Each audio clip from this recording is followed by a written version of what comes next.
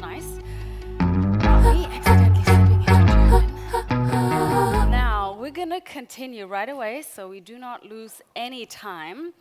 Now, for the previous panel, I asked everyone to come all the way to the front. What I'm gonna do now is I'm asking everyone to go all the way to the middle and to scoop towards the middle. So if we have people joining us, they can do so without interrupting the whole flow of the conversation. So if you're seated on the side, I am kindly asking you to move all the way to the middle, and the same applies to this side. So anyone joining us later, they can just scoop in. For those who joined us just now, welcome. Welcome. Very glad to see your lovely faces today. And next up, we are going to talk about AI and how you will not get sued, ideally, and how to navigate music copyright in the age of AI. If you have any upcoming questions, please feel free to use the app Swapcard, where you can pop in your questions, remarks, whatsoever you'd like to add to the conversation.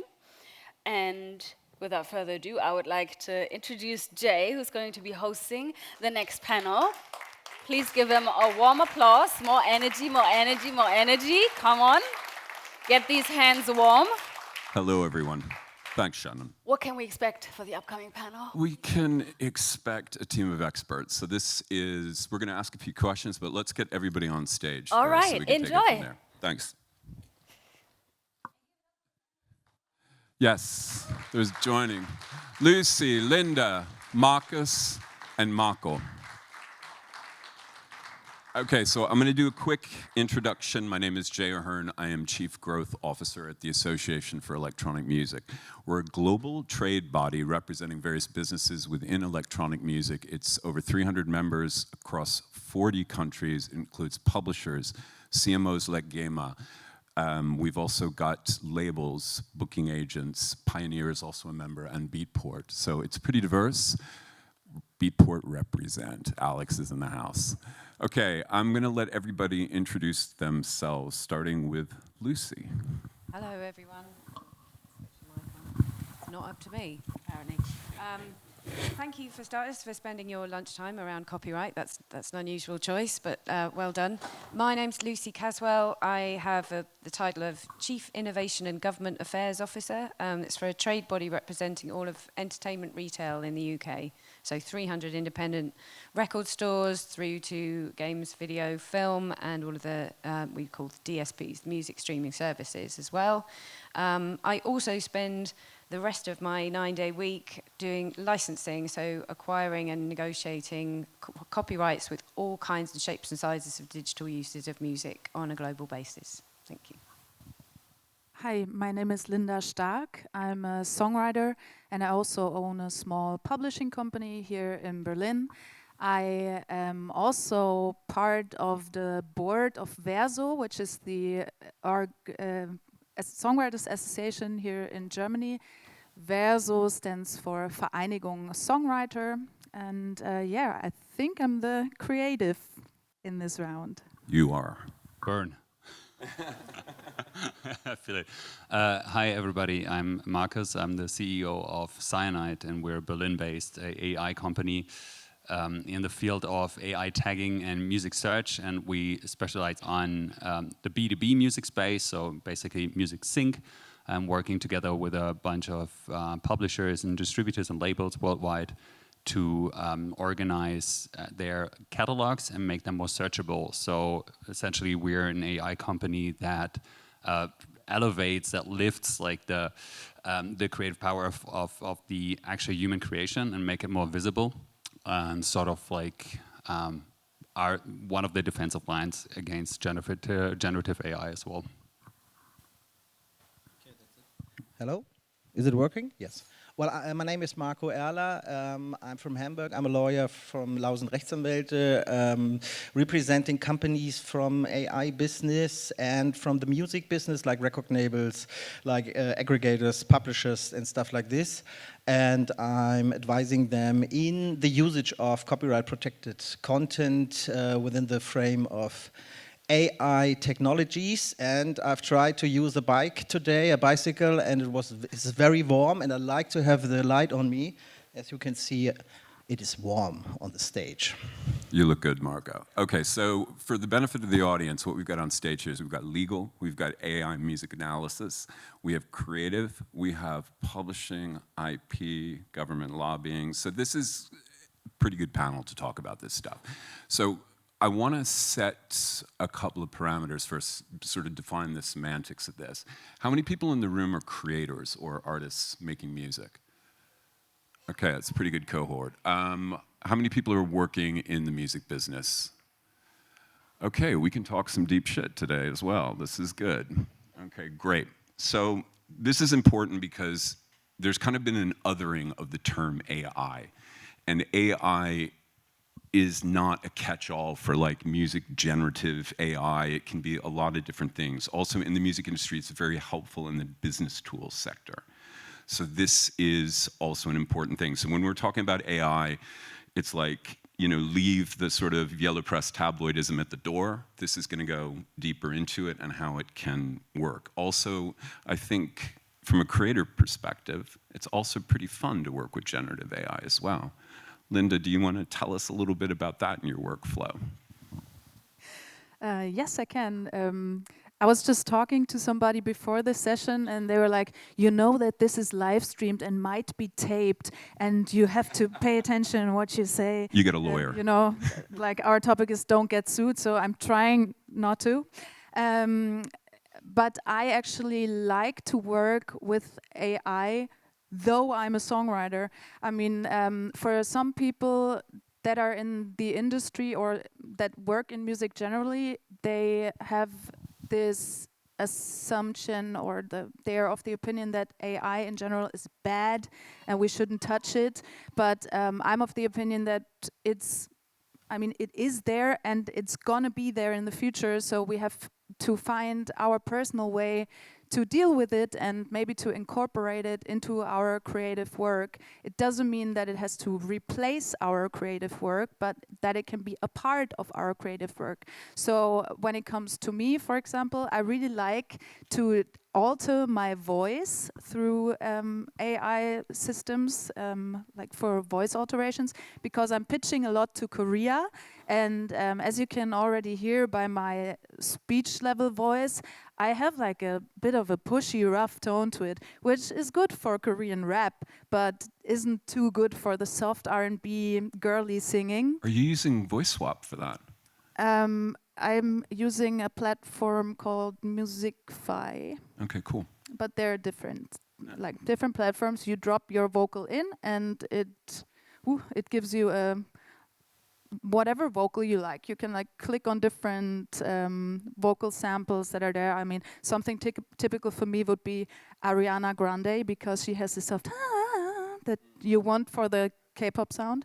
So I am Ariana Grandifying me quite often. You push the Ariana Grande button. Yeah, it brings out the Ariana in me. And then also, what I also really like to do is use ChatGPT to help me with lyric topics and with word fields. So if I'm writing about I don't know, a festival, I would probably ask ChatGPT, hey, can you give me 20 words that you associate with the word festival, and then see what comes out. And then maybe if it's too rock festival, then I would say, no, I was thinking more the festival where you wear glitter capes and unicorn hats, and then it will come up with 20 different words, and then I'm using those words in my lyrics. Like, I'm not asking for explicit lyrics, like I'm not asking, hey, can you write a text for me? But I'm kind of using it as a sparring partner, you could say. No, it sounds good. And also, Marco, correct me if I'm wrong, it's lovely to have a lawyer on the stage. This, obviously, the way Linda's using this, she's using it as a production tool. Also, there's a human element because ChatGPT is giving her suggestions, but at the end of the day, she's doing the ultimate writing and curation. So there is a copyright in that. She owns it as a songwriter. Well, this is a good question, but it's not clear up to now because, you know, normally in case a producer is using a software tool, then the producer is the owner of the ancillary rights or neighboring rights in this result. So it's called the production of producer's rights.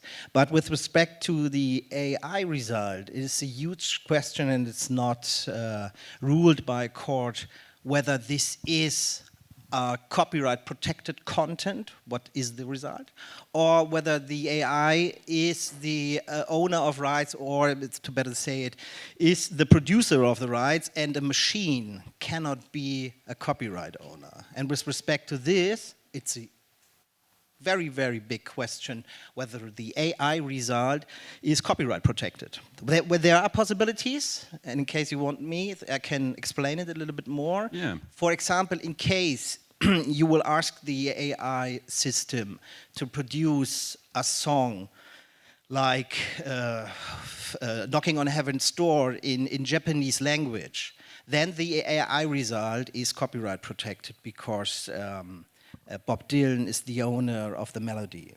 So you have to ask Bob Dylan. So in case the AI result contain content which is copyright protected, then it is required to ask for license. This is one thing.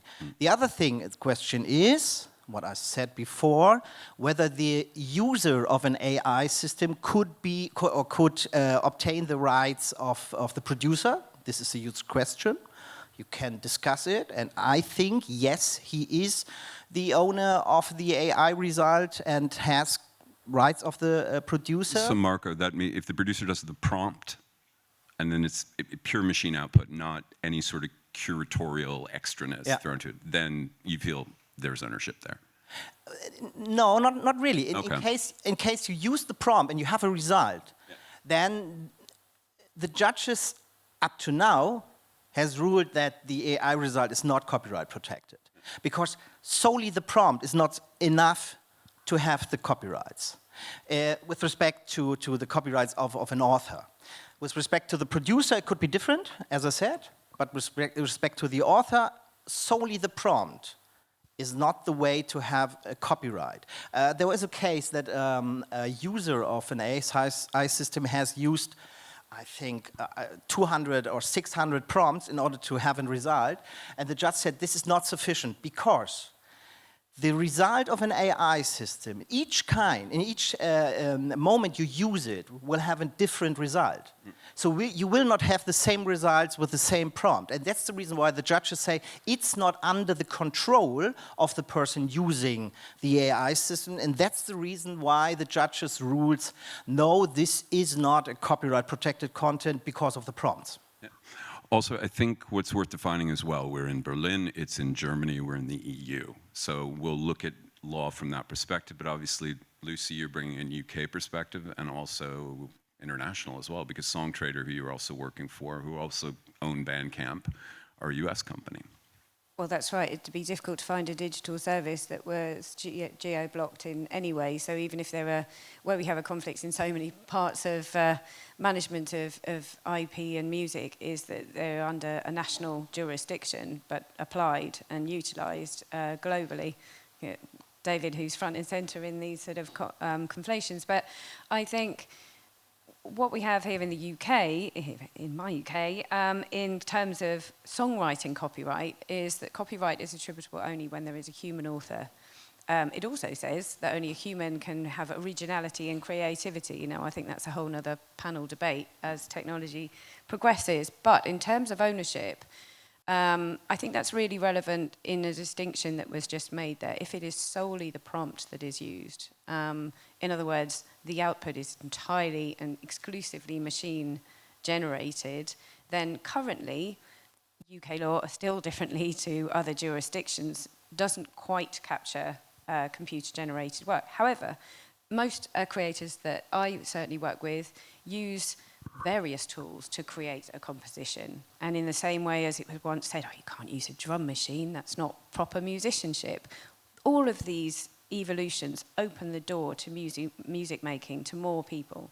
People who are wired differently to use different tools in different ways, harmonise them together, take a little piece of this, use it in the way they want, add something else. And there are so many of these tools, as you described, that are used for a part of your composition. And if you are the human author of the resulting composition, then you have some copyright, certainly in UK terms. But what was also mentioned then, as is the case with any kind of tools used to use music making, is it yours? Did you use something that was owned by someone else in some way, in some part? Did you know? Or a bigger degree? And did you know? And also to the flip side of that, and the importance of letting everyone else know which bits you own. So the return comes that way when somebody wants to use a piece of your work. I'm going to have to get the metadata word in early, but I'll leave it there for now. So none of it really changes the normal structures of if you use tools to create something, you are the author and composer, right? If you are the human element of that. But if to any degree you use someone else's stuff, then they retain that copyright to that degree.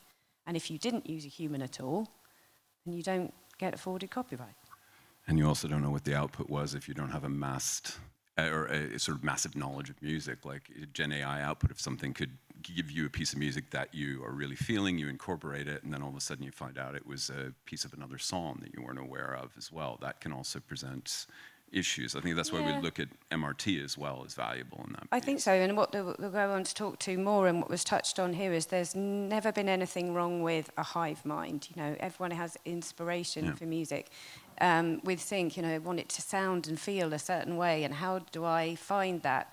And technology gives sort of multiple of the ways that someone on their own would be able to do that, and there's nothing wrong with doing that. But there are two questions: who owns the resulting parts of that output, and who owns the content that enabled that software to be created in the first place? But that's probably another section of the conversation. Exactly. No, that's good. So I am, just to say it here because of a couple of things. Copyright, we're talking about mechanicals and publishing, or sort of copyright in there. There's a copyright within the recording itself, the recorded music, and then also the publishing, the intellectual property of the work. Whenever you're training on something, a piece of music, it's a recording. There's also musical work in there, so there's two sides to it in terms of that. Now, metadata. I look at you, Marcus, because metadata is such a big part, and I hear so many conversations that go on, particularly in the electronic music world, and I'm sorry to whine about it, but it's like, oh, artists don't want to fill this out, they're creatives, they don't think about doing metadata, blah, blah, blah, blah. I agree. If you want to go out and you want to create music, and it's just about the creation process, fine, do your thing. But if you want to make a career out of it, there are certain things that you need to do. It's kind of like taxes or banking, as Lucy and I talked about last night. You got to do metadata. But Marcus, you're actually also making it easy on people because you're extracting from the audio. First of all, great to be compared to taxes. Thanks a lot. No, it's my pleasure. No, but you're absolutely right. It's like the ugly little sister of the creation process, and sometimes it's heartbreaking. You know, somebody is working on their first record for like 2-3 years, producing it, pouring their blood, sweat, and tears, their entire heart in it. And then, like, they're not getting any exposure because they upload that to DSPs, and instead of like Americana, they put country folk as a tag there, and it's sometimes all it takes to like not appeal to the algorithms. And you know, I watched an interview with Yuval Harari the other day, and he's like, what he's breaking it down is like, we're making content for the algorithm, not for the human, and that's kind of sad, but it is that way, and we're helping a lot of DIY artists, 150,000 in fact worldwide, to get this metadata, to get accurate metadata that they can then take off our platform. Like, by the way, like how it works is like you just upload your audio file to the platform and it spits out the metadata right away. It generates the metadata from scratch, and then you can just like copy paste that, put that in your Spotify for Artists or wherever you want to distribute your music, and then you're good to go. Exactly, but also I think that touches on AI as a business tool, and that, you know, this is, we were talking about AI, it's like Gen AI, it makes music, it makes this. I mean, I actually came to it, like in my past I worked with generative AI teams for music creation, but we were looking for a royalty-free component, and we actually trained on, we had our shit tight. But with what you're doing, obviously, you are sort of directing traffic in a way that the creator is actually going to have proper metadata. They're going to have tagging that the companies that are working with it sort of down the line, be it sync or they're distributor or what have you will have that. So that touches into actually getting paid, which I think is important. But Cyanide has to train on stuff. And that's tricky because for me, I'm going to call it right now, it's like, okay, if you're going to train on music to create more music, I understand compensation for the training data. I also understand it for music analysis to a certain degree, but why aren't there different rules? I mean, like, I think I can share that. Like, you got takedown letters from the companies that send takedown letters regarding your... How do you want to frame that? Not like takedown letters, like to just frame it, in the right way is that in the European Union we have, or in Germany to be precise, we have paragraph 44b of the German Copyright Act, which essentially under a couple of circumstances, to be 100% precise, refer to Marco or like read it up, but it just allows you under a couple of, in a certain framework to use copyright protected works to train AI, right? And what a lot of companies, somebody from the GEMA here, it's like, did is they declared an opt-out out of, like, you can declare an opt-out as if you have the rights to do so, if you either the rights holder or you have the respective right, or you got the respective rights from the rights owner. To do so, you can opt out of this 44B and say, like, my works, my song that I created, you're not allowed, and no one is allowed to use that work without a proper license. And so they just kind of like spray and pray, sent these letters to all of AI, every AI company, declaring their opt-out, kind of to, I think, to kind of make a precedency where you could, which you could use maybe in a court at some point.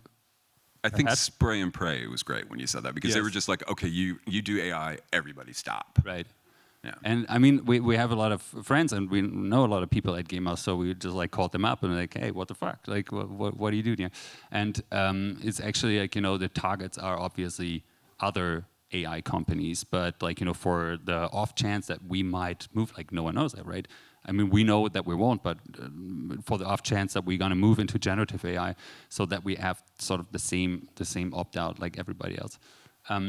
But upon calling them, actually, they did tell me that our company, or like company of our likes, are a little bit excluded from the direct focus, but we still got it. And I think what they're trying to build up is some sort of like split system or a multifaceted system of licensing, because like it is very clear that we are favoring the music industry. Like, we're the incumbent music industry. Plus CMOs are investing in tech too to fix problems. I mean, CMOs like GEMA, everybody know what a CMO is? Kind of? Yeah, okay, collection society, whatever. They're investing in tech for these reasons, so. Right, yeah. And I mean, they have a lot of collaboration, and there are so many examples of AI for good in the music industry. Like if you're looking at stem splitting, or if you're looking at, sophisticated search algorithms, anything that kind of drives the music industry forward and drives consumption and drives discovery, that's per se, that's a good thing.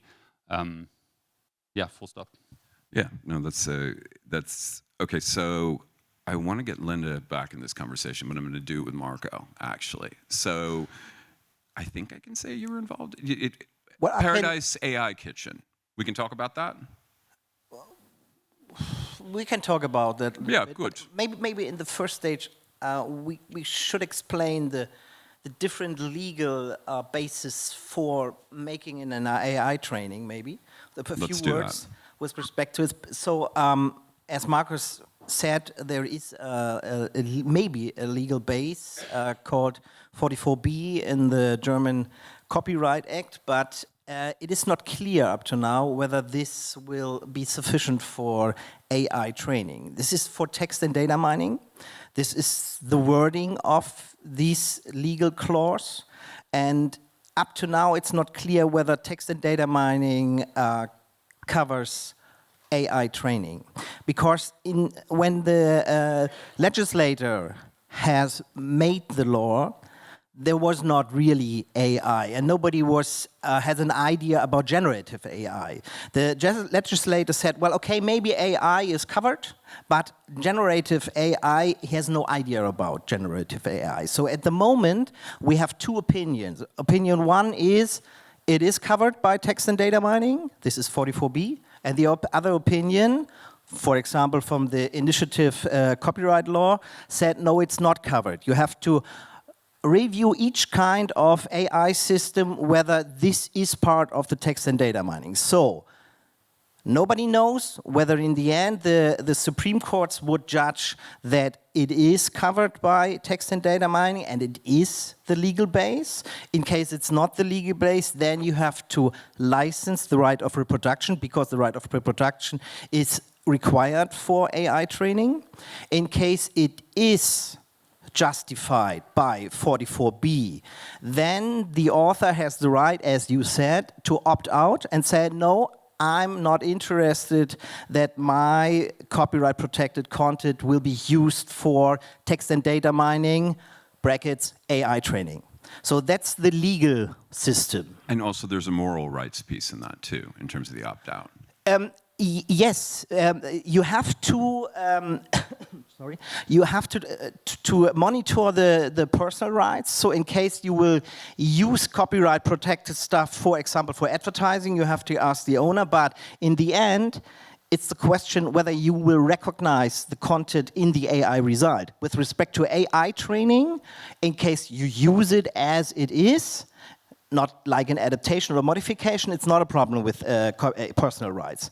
But in case you start, for example, use it in another way, another modification, also it could be personal rights affected, but this is more for the AI result, in case it's recognized in the AI result. And that's interesting too. I mean, moral rights too are specific to Germany, EU, but not all countries. Well, in the EU or in other countries, you can have the same discussion with fair use principle. Okay.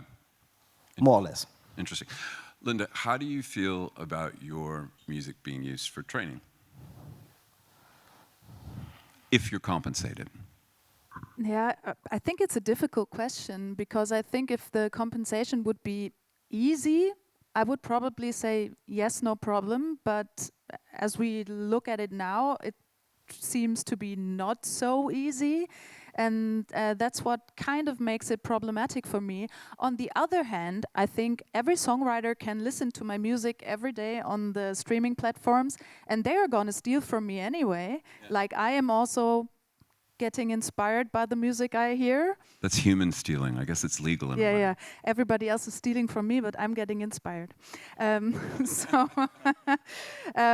yeah, I also, I'm of the opinion that up to a certain point, you can only come up with stuff that you have heard at some point in your life. Like, your brain can only invent what you have learned at some point. This is why I'm writing pop music, because I grew up with the radio.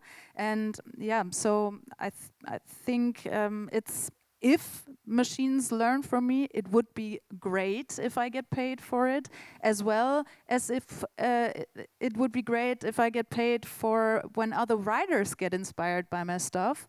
But luckily, GEMA, as one of the first, if not the first CMO, has made a little push in the direction of compensation of rights like that. So that's a little yay, and we'll see how that moves forward. So, yeah, but I also, I had to already sign a contract as a producer, like on the master side of things, where I had to sign that I'm waiving off the AI training, because the label wanted to secure the rights for the AI training just in case. Yeah. And we have now the court case GEMA against OpenAI. Just started news today. This morning, Marcus was texting me. Yeah. That's. I'm going to grab Lucian, but let's go back there, okay? Because that's kind of an interesting. In terms of this cycle of compensation, so do we think? And you can call bullshit on this, or you can actually say, CMOs. How do you feel about CMOs being involved in that loop in terms of like these inputs and outputs of Gen AI music, and they are defining the splits. They're defining, are they in the best place to do this? Do you feel from your perspective, or what's the feeling in the UK? There are so many conversations there. I mean, starting with what's inspiration and what's plagiarism is That's good. debate.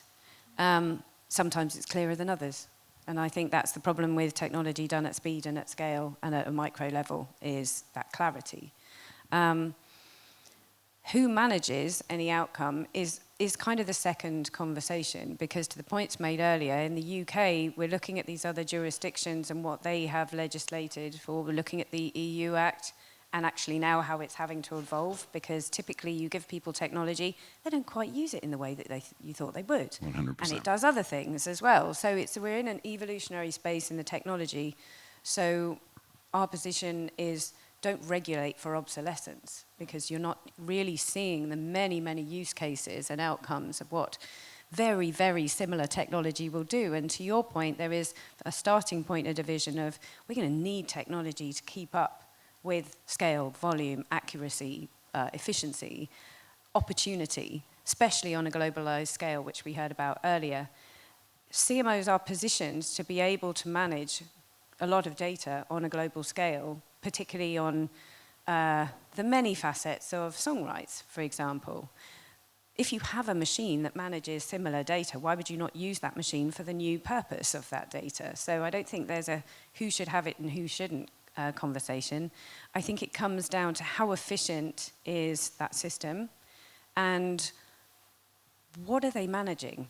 Because everything in the music industry, to a large point, and licensing terms, obviously there are national and statutory licenses, but in a large degree, it's done by contract.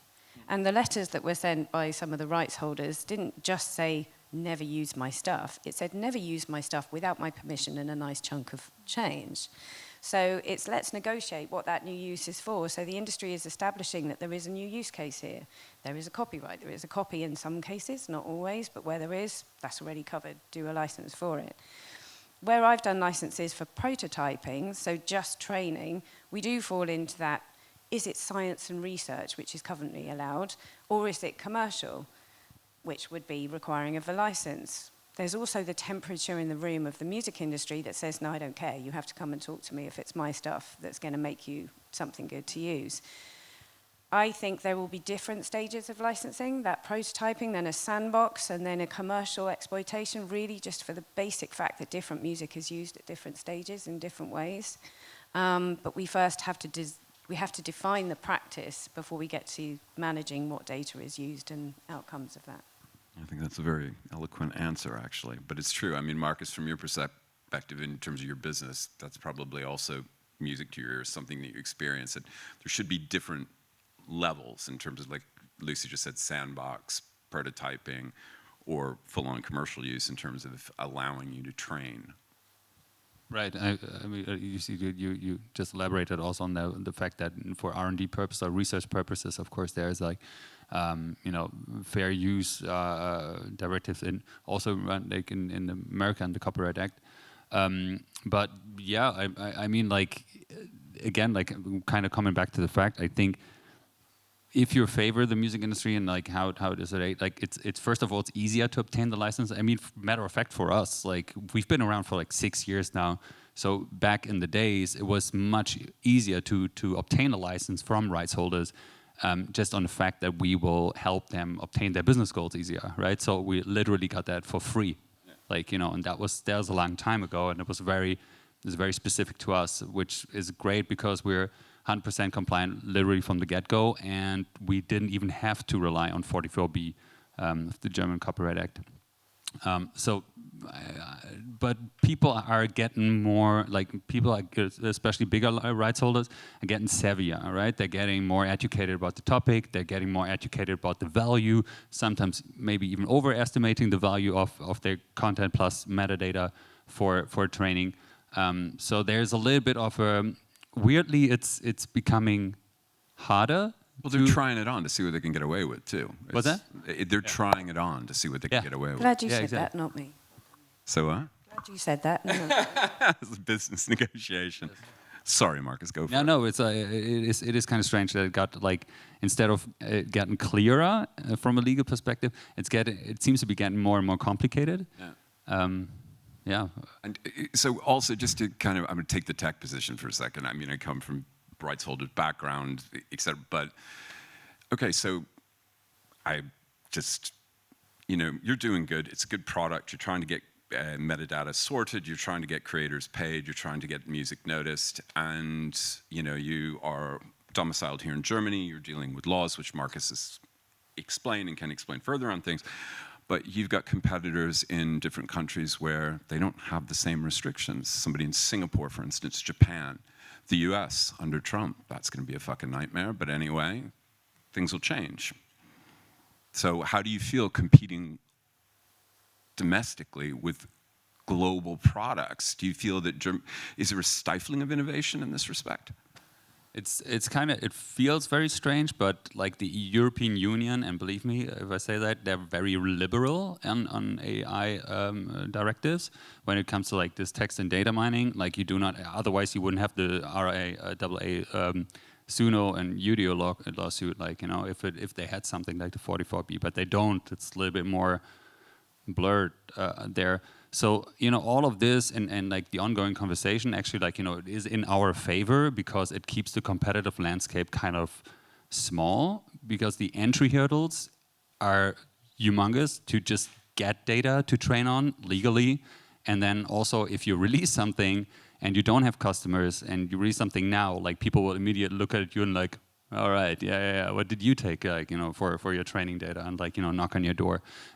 That's why, like, we've seen a lot of companies also in the field now using ChatGPT, but obviously, like, that is maybe a little bit of a bumpy road. Just to unpack that for a second. So basically, in their products, in their back end, they're leveraging ChatGPT. Yes, exactly. Which obviously exposes them business-wise for trouble. It's not their own IP. And I mean, rightfully so. A lot of players in the music industry, specifically the majors, are shying away from any company that uses ChatGPT because, I mean, I don't know if anybody works for any major, but like if you're trying to type in ChatGPT on your browser, probably you're getting flagged somewhere as like, oh, this person is trying to like get it. Like you basically can't use it from a company computer if you work at the majors. Actually, I'm not sure with Warner, but I'm sure with Sony and with Universal. Anyways, if anybody here from Warner? No, none. We're not going to point you out, don't worry. The room.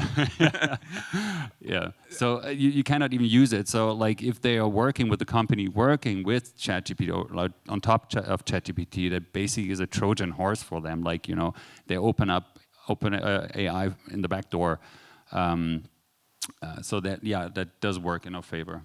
So kind of this. So what I'm getting from your conversation, one, you don't feel stifled by sort of competing commercially, being domiciled in Germany. You like some bits of the EU. I think we all do in that way. And the other thing is build your own shit. Don't leverage other products.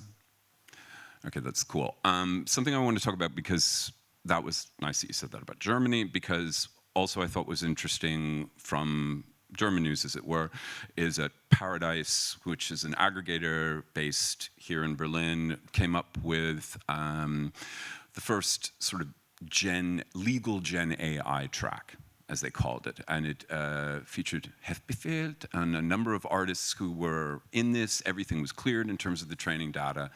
And also, Linda, which might be interesting, is that the artists can leverage, if I get this right, their AI kitchen product to actually make, to prompt and make music as well. And all of this is legit. All of this was done also under the jurisdiction of Germany. So they probably jumped through some hoops. Marco, you were involved with that. Well, yes, but honestly, as I am a lawyer, I'm not allowed to tell. I understand. I'm putting you on the spot. Secrets, but yes, in case you have the idea to make an AI system in Germany and to make generative AI in Germany, the first idea is how to deal with the rights, and you need the rights from your licensors in order to make this business? Because you have two possibilities. The first thing is 4040B, and you say, okay, the law allows me to use it, or you say, no, in order to be safe, I ask for the rights. This is the first question, which is required. And as you are interested to have a good relation to your licensors. And with respect to this, you're thinking about licensing of rights. So it's the first stage. What else you interested? No, that's good. And also, sorry to put you on the spot, but also it's kind of fun to do it. But I think really what we're talking about here is this can be done. There is a path forward for legal, generative, ethical Gen AI for music. And I felt when I read about what Paradise has done, I was like, okay, there's a use case. And we did it in Germany. Wow. Yes, but what is the question? I think the question is in that despite the layers of domestic legal issues, or despite the laws, despite people trying it on with training data, despite that there are paths forward to actually make this happen, then it can be done. I know that you were in the driver's seat on that. You can't talk about certain stuff, but the product got out. It's there. No one's in trouble, no takedowns. I maybe have a little example for that. It's not from the music industry, but from the advertisement industry, because a friend of mine is a speaker, and he is the ad voice for Ergo Versicherungen.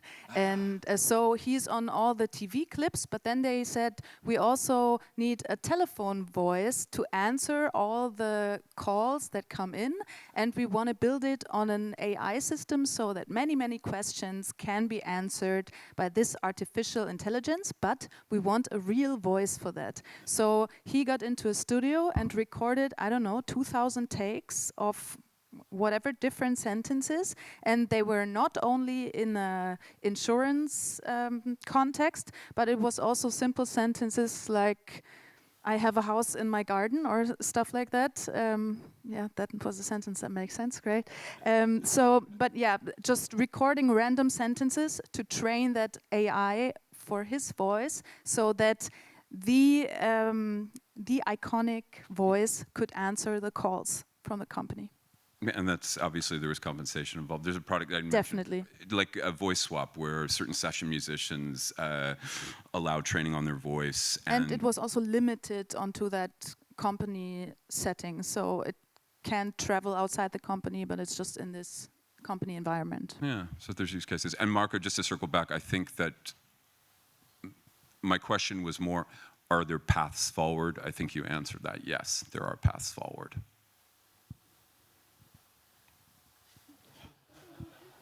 Maybe. Maybe. That is a beautiful lawyer answer, actually, to tell you the truth. So that's good. So I think we got some time where we can do some questions. And should we take those from the audience? Is there anybody running around with a microphone? Oh, you got one. Okay, here, you can use mine.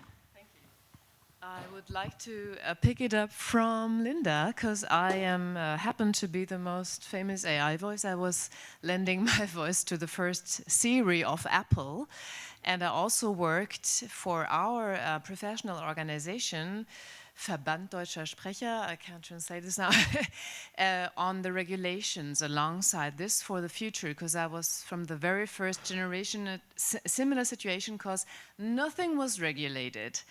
Many colleagues of mine faced like chaotic contracts. They were experiencing global enterprises playing over the circuit with offering an Italian speaker a Polish contract so that he wouldn't be able to sue there, and so on. And now we have the situation that we only have 5, and only US big companies offering AI voices for the whole, all languages in the world. Yeah, I mean, China has many patents, but the running operating systems come from Silicon Valley. And try to negotiate with one of them. Yeah, I mean, OpenAI had used Scarlett Johansson's voice without paying her. She has the money to sue against them, but do this as a mediocre whatsoever artist. So the problem is that obviously there in the US they have like this exploitive mentality, and we don't get behind it, we can't cope with it. Me, myself, I had these negotiations with one of the 5 companies in the US, the voice director, the global voice director residing in Cairo. Okay, Teams, no problem. And then we have worked on frame conditions for my profession, numbering for which time usage whatsoever, what amount, how to compensate that you lose your existency, you know? I mean, this ergo speaker, for example, he must be paid so well because he won't be able to work anymore. In his lifetime, he learned something, he put time, study, and money into it, and it's devaluated. That's a really, I think, the big political scandal is that we talk so much about climate Nachhaltigkeit. What's Nachhaltigkeit in English? I don't know. Oh yeah, thank you. But not about social sustainability. Where is that? I know so many graphic designers, photographers, and so on who can't live from their job anymore. It's the truth, and it's happening right now. And so that's, I mean, I'm a little bit scared about it, and I think there needs to be compensation, just similarly to when the GEMA was introduced, because musicians didn't want to have their music played just without being paid. And that's, yeah, anyway, I'm getting too long. Maybe to just shortly add to that, it was just for the telephone hotline. I mean, of course, the voice is out there now, but the contract regulations are just the telephone hotline. So hopefully he will get other jobs. He negotiated the contract very well. That's I think that's also why I came up with why I brought up the example now. But also where I think where it's difficult with regulations is the example that I mentioned right at the beginning, where I was saying I'm altering my voice through an online platform. I'm just uploading my voice like it's nothing, and I'm downloading the altered thing, but I've never read the terms and conditions on this website, where maybe somewhere in the back end on page 10, it says, hey, and by the way, we're using your voice that you upload to train the further voices that come up. So maybe at some point, because I have uploaded some of my voice samples, maybe there is already a Linda 2.0 somewhere on the web. I don't know. Yes, I mean, the ergo speaker might have been following our frame conditions that we developed over years. It was hard to convince a German Vorstand of a professional organization from something like that. But we have regulations. You can read it everywhere in the net, what he receives, how much money. The point is, this is a German company. They have lawyers behind them, and they can protect this speaker. But like I said, the traceability once you deal with a US company, for example, that woman with whom I negotiated, she had also heard about the German frame conditions, but their company wasn't really willing to, how do you say, to durchsetzen, enforce, thank you.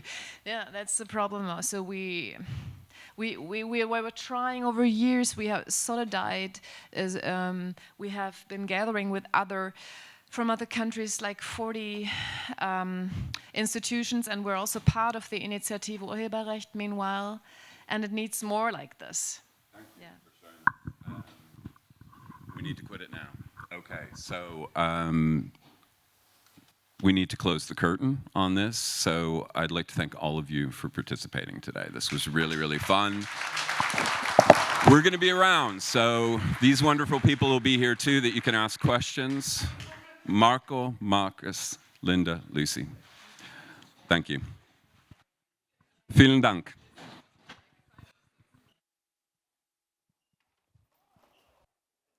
Thank you, Jay, very, very much. Thanks a lot to all of your panelists.